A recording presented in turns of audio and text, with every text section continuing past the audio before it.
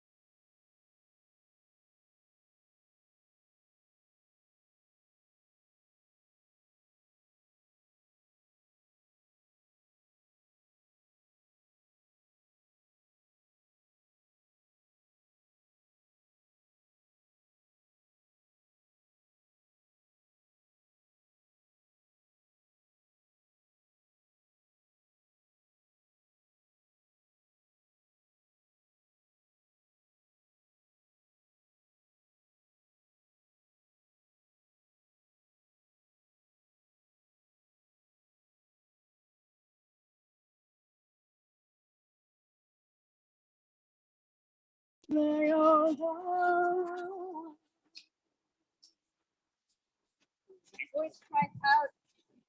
I say, what shall I cry? All flesh is grass, and all its beauty is like the flower of the field. The grass withers, the flower fades, and when a wind of the Lord blows upon it. Surely the people are grass. The grass withers, the flower fades, but the word of our God shall endure forever. Let's grab a couple of chairs. Here. You got it. Okay. You make it work.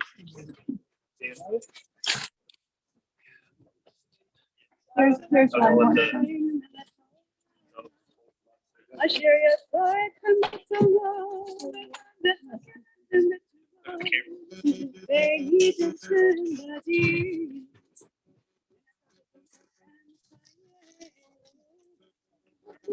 Baruch atah Adonai, Dayan ha'emet. We praise you, Adonai, our God, ruler of the universe, who forms us in the divine image, who nourishes and sustains us in your goodness, who causes all of us to die, and who implants immortal life within us. Atah gibor le'olam Adonai, Rav le'Hoshia, v'chalkel ha'chaim v'chesed. וחיי הכל ברחמים רבים, תומך נופלים ברופא חולים, ומתיר אסורים, ומקיים אמונתו לשני עפות, בכמוך בגבורות, ומדומה מלך מימין חיי מצמיח ישועה. Baruch atah Adonai, notea b'tocheinu chayei olam.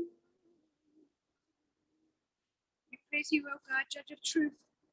Eternal is your might, O God. All life is your gift. Great is your power to save. With love you sustain the living, and with great compassion you give life to all. You send help to the falling and healing to the sick. You bring freedom to the captive and keep faith with those who sleep in the dust. We praise you, O God, who implants eternal life within us.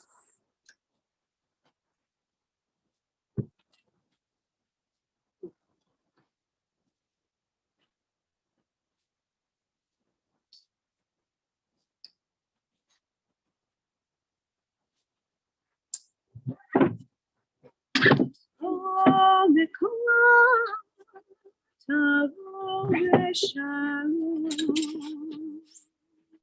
may our beloved Charleen come to her eternal home.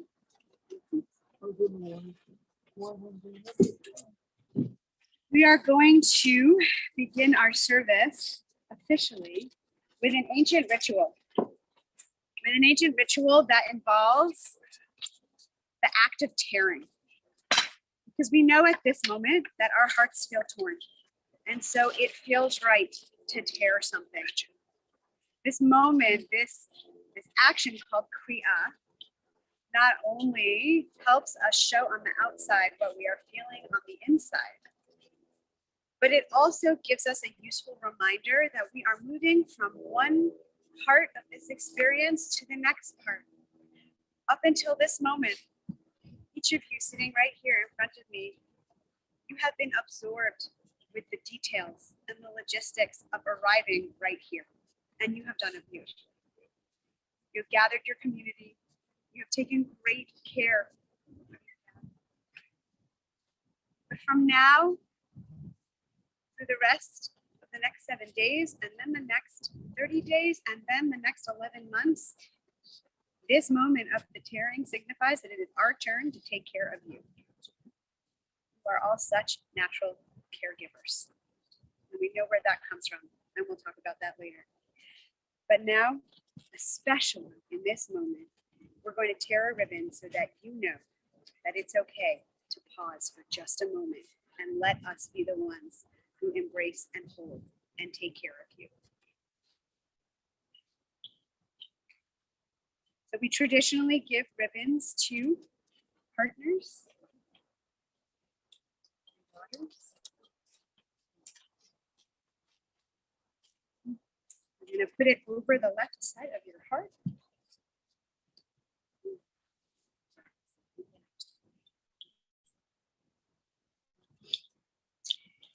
In just a moment, you can see there's a little slit on the bottom. We're going to pull up the ribbon and tear while we say our blessing. And there is a tradition to wear this ribbon for the next 7 days. You can choose to use it how you feel moved to use it after that. You can wear it for the first 30 days as well. But this is really a reminder that you are in this very special place of missing someone who is so close to you, so very dearly.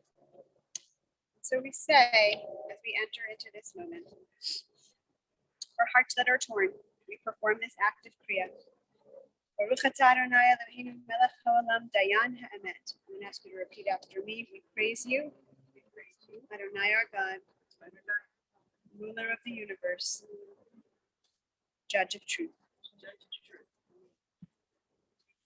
A little bit, and just tear up a little. It's okay if for whatever reason you tear it and need another one.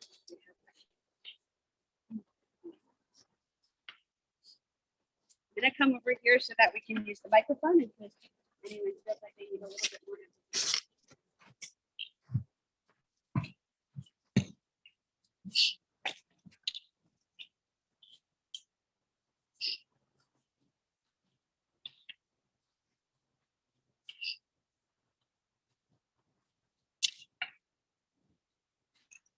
We are here today because death has taken our beloved Charleen.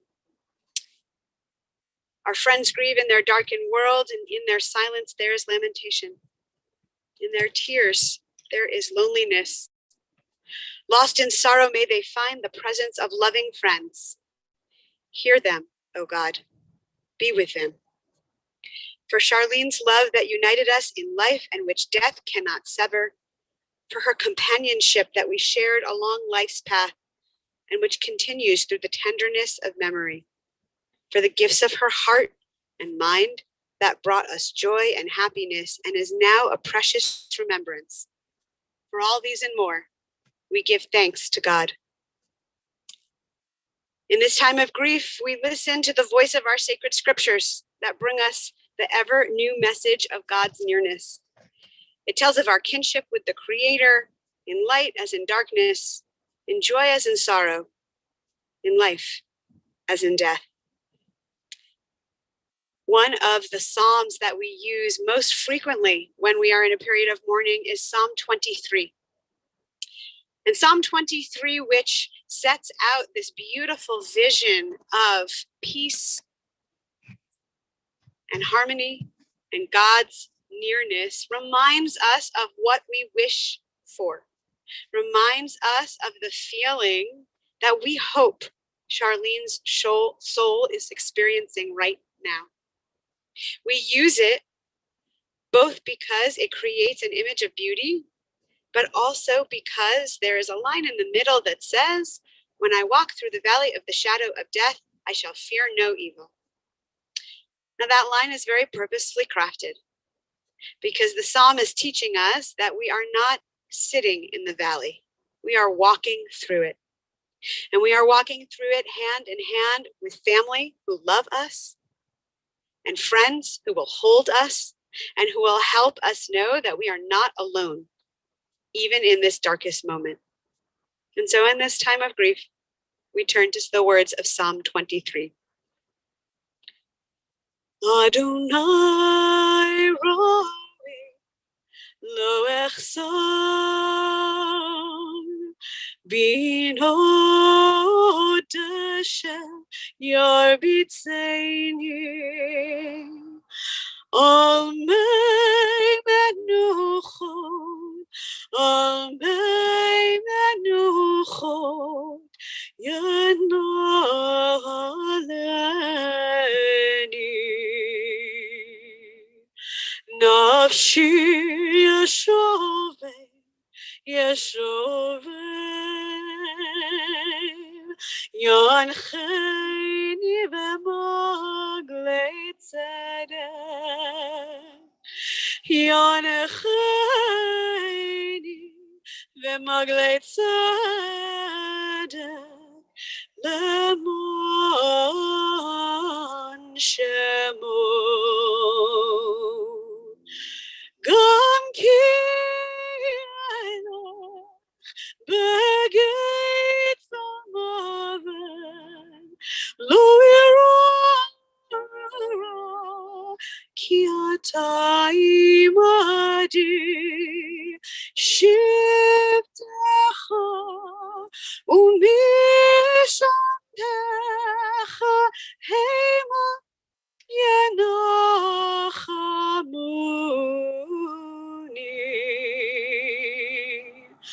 תערוך לפניי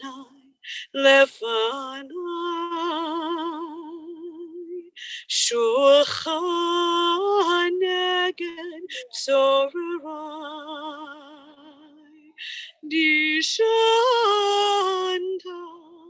ושמן ראשי כוסי רוויה. אך טוב וחסד ירדפוני כל ימי חיי, כל ימי חיי, ושבתי בבית אדוני לאורך ימים.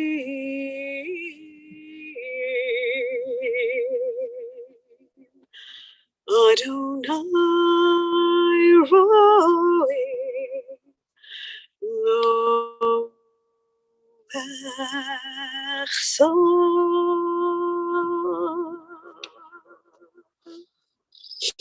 Psalm 23. God is my shepherd, I shall not want. God makes me lie down in green pastures, leads me beside still waters, and restores my soul. You lead me in right paths for the sake of your name. Even when I walk in the valley of the shadow of death, I shall fear no evil. For you, God, are with me. Your rod and your staff, they comfort me. You have set a table before me in the presence of my enemies. You have anointed my head with oil, my cup overflows. Surely goodness and mercy shall follow me all the days of my life, and I shall dwell in the house of God forever. In the book of Ecclesiastes, we learn, for everything there is a season and a time for every experience under heaven. We know that Charleen lived a long and beautiful life.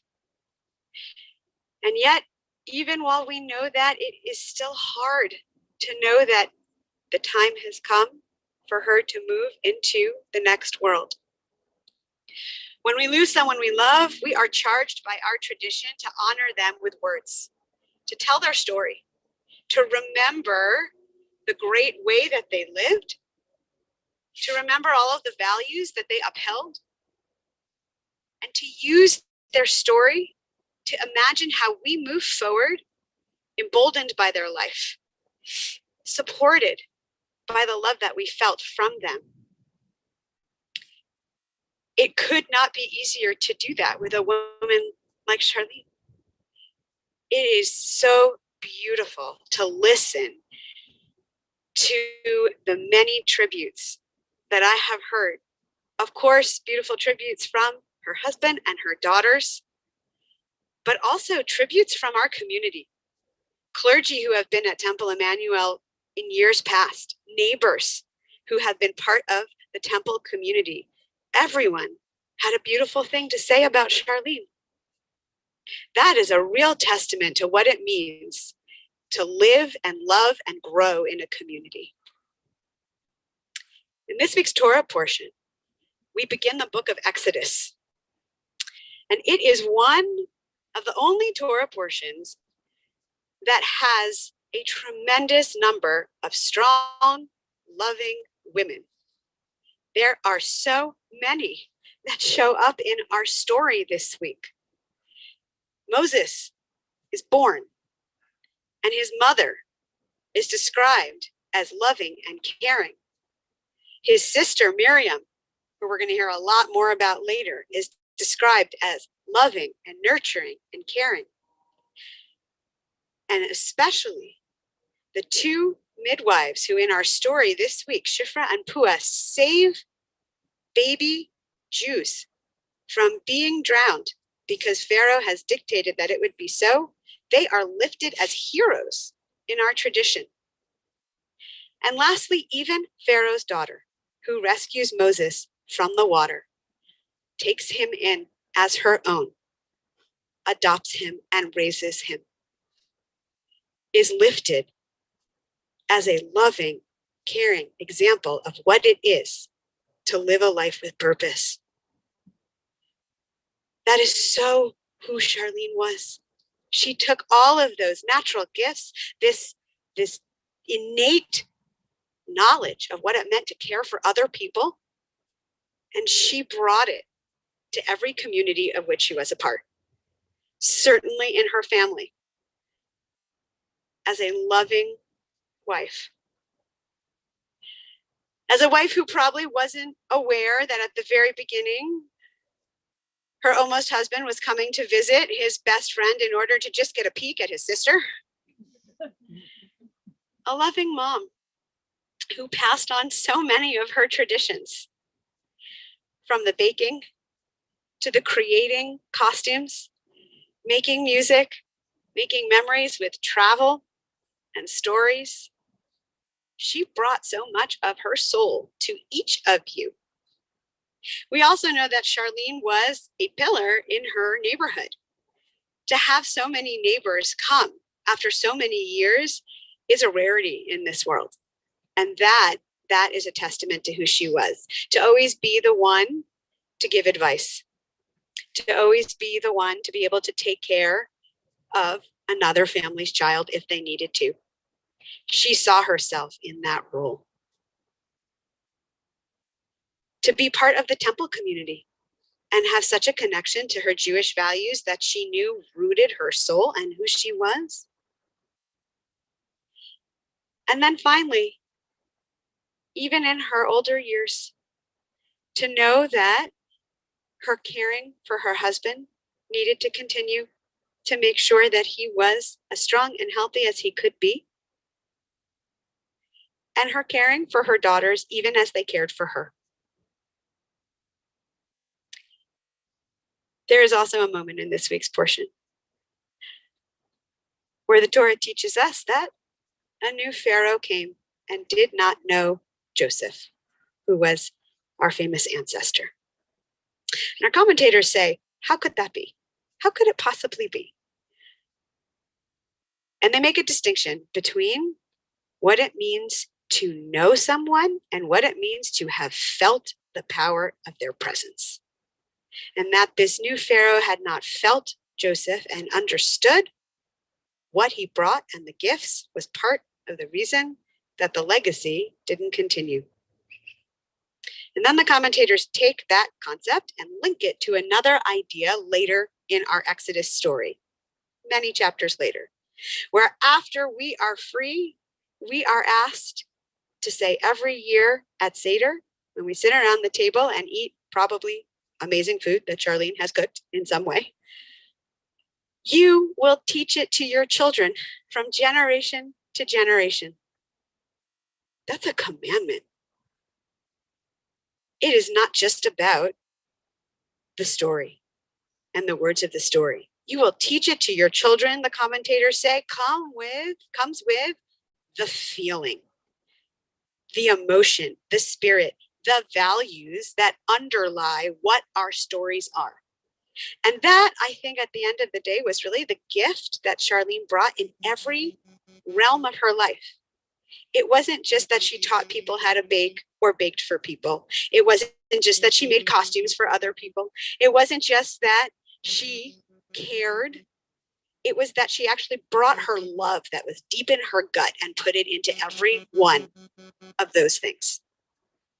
And that is why she fulfilled the greatest mitzvah, which is to pass on that value of caring to her children, because the two of you have been tremendous caregivers over the last 2 years. And I know that that will continue for the two of you in a way that is selfless and loving and sometimes hard, but you do it with her spirit in mind and know that that is part of living her legacy. And so with that, we say, Zichrona livracha, may her memory forever be a blessing.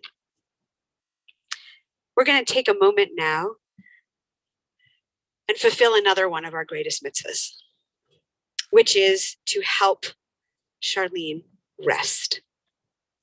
There is a commandment in our tradition that we bury the ones we love, just like they tucked us in at night so many times. It is our turn to give them back that moment, knowing that they will never be able to repay this beautiful deed. It is an act of real love. And so I'm going to invite now anyone who would like to participate in helping to fill our grave, to help send Charleen to her eternal home, to come and stand and help us do that. There is also a tradition of shoveling at least 3 times at the beginning into the grave to represent the past, the present, the future. And that the first one is backwards. We use the shovel upside down because it should feel hard, because it's hard to say goodbye to someone that we loved quite so much. So I'm going to invite the immediate family first, and then I'm going to open it up to everyone else who is here. We will want to give Charleen the respect, the kavod of covering her casket before we continue with the rest of the service. So we're going to make sure that we do that. So immediate family, come forward. If you feel like you would like to participate in this mitzvah, but the shovel is too much, please let me know and I will hold the shovel and you can use your hands to put dirt into the grave. That is completely okay. Come forward.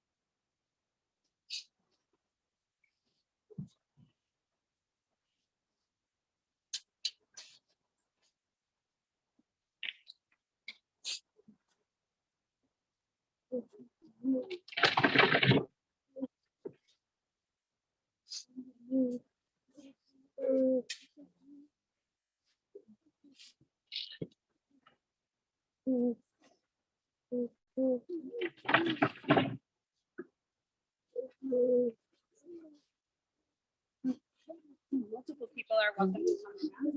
It's okay, you can come from the other side as well.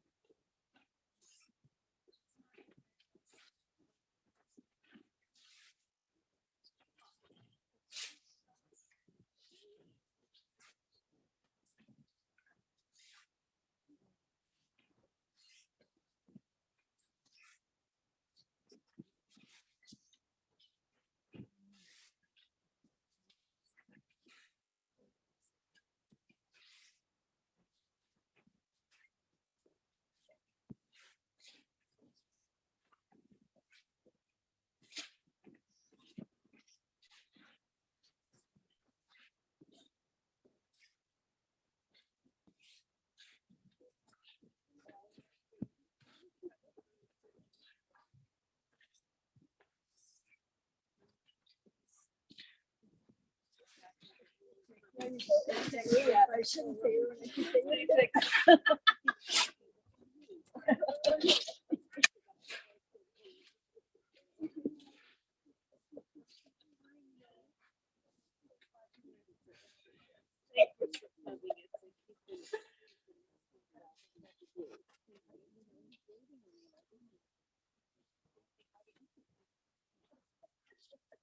Into your care we entrust the spirit of Charleen, for you keep faith with your children in death as in life.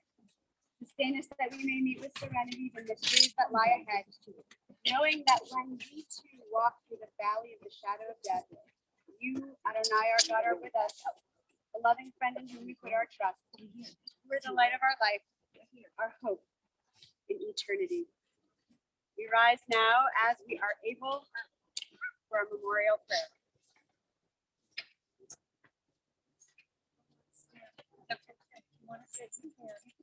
You can start it, Deb. You're okay.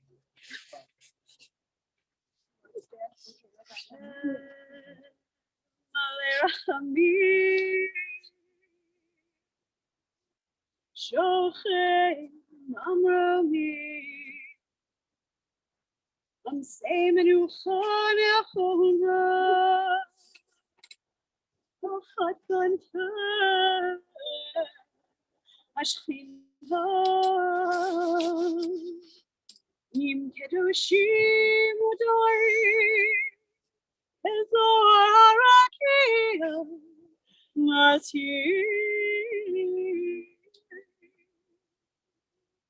הנשמות חנה בר יעקב אליה שהלכה לעולמה ברחמים יסתיריה בסתר כנפו לעולמים ויתור ביתור החיים את נשמתו אדוני הוא נחלתו ותנוח בשלום על משכבו ונאמר Amen. Compassionate God, eternal spirit of the universe, grant perfect rest in your sheltering presence to Charleen Dansky, who has entered eternity. O God of mercy, let her find refuge in your eternal presence, and let her soul be bound up in the bond of everlasting life. God is her inheritance. May she rest in peace, and let us say, Amen.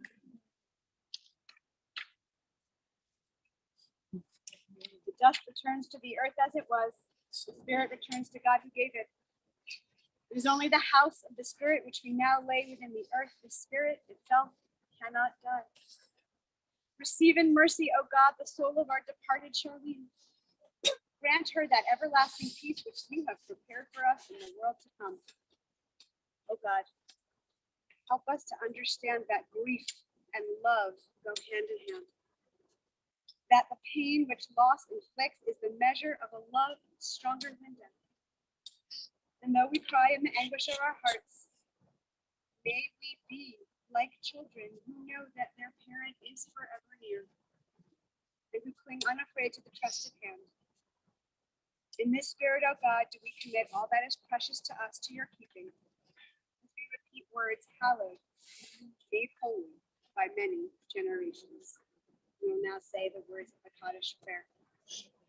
Gadal v'yitgadash shemer Rabba, ve'alma tibrach yerutei ve'amlich malchutei, v'chayechon v'yom echon, v'chayei d'chol beit Yisrael, ba'agala u'bizman kariv v'yemru amen. Yehi shmei Rabba mevarach ve'olam u'amei al-mayan. Yitbarach v'yishtabach v'yitba'ar v'yitromam v'yitnaseh, v'yitadar v'yitaleh v'yitalal, shemei d'kudsha u'brichu, le'ela min kol birchata v'shirata, tushbachata v'nechemata, damiran ve'alma v'yemru amen. Yehi shlama Rabba min shemaya, v'chayim alinu ve'al kol Yisrael v'yemru amen. Oseh shalom b'mromav, hu ya'aseh shalom. Aleinu ve'al kol Yisrael v'yemru amen.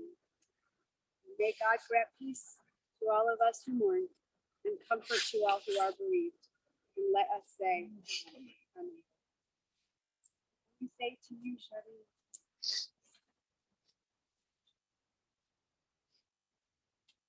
Lech, Yishalachacha Adonai, go your way.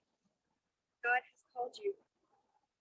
Lech, Adonai Yayimach, go your way, and may God be with you. V'halach lefanecha tzidkecha, v'Adonai yastacha. May your righteousness go before you, and the glory of God receive you. I'm going to ask everyone here who is not part of the immediate family to repeat these words in English after me as a blessing and a prayer for the family. May God console you with all who mourn in Zion and Jerusalem, because we know we are not the first to mourn, and nor will it be the last. And so we take comfort from being part of a community that loves and cares for one another in these precious moments. This time, I'm going to ask everyone who is not immediate family to form